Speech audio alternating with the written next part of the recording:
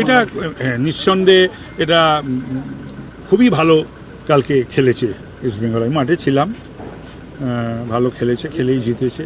4-1 গোলে জেতাটা তো চারটিখানি কথা না।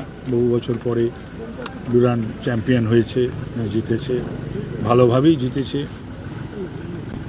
ভালো খেলে জিতেছে। বাংলার ফুটবলের এই চ্যাম্পিয়ন আগে মানুষ এই যে বাংলা ফুটবলের অগ্রগতি লক্ষ্য করতে পারছেন? অনেকটা হওয়া উচিত ছিল, হয়নি তো। বাংলাই তো ভারতীয় ফুটবলের নেতৃত্ব দিত ইয়ার্স টুগেদার, একবার দুবার নয়। তো সুতরাং যে কোনো কারণেই ক্রীড়াক্ষেত্রটা অন্যান্য ক্ষেত্রের মতো উপেক্ষিত হয়েছে। তো সেই দিকটাও আমাদের সকলকে দেখতে হবে।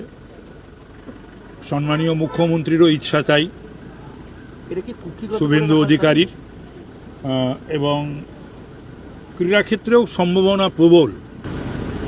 তারপরে এই আপনি সম্ভাবনা প্রবল বলছেন, এটা কি বিগত কুক্ষিগত করে রাখার ফলই উদ্যোগ? না না, সেটা একটা অদ্ভুত একটা জিনিস। মানে ব্যাপারটা এই যে ক্রীড়াক্ষেত্র, যে কোনো ক্ষেত্রেই মানুষের একটু মনটাকে সম্প্রসারিত করতে হয়। সব কিছু তো কুক্ষিগত করলে আর এই দলীয় কুক্ষিগত বা রাজনৈতিক কুক্ষিগত করলে তার সেটা ফ্লারিশ করে না, মানে সেটা প্রকাশ পায় না, উদ্ভাসিত হয় না, সম্প্রসারণ ঘটে না। তো এরা সেই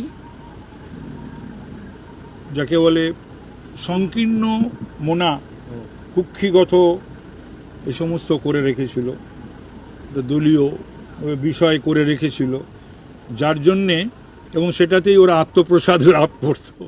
নিউজ ইউনাইটেড ইন্ডিয়া, খবর হবে শিরদাঁড়া সোজা রেখে।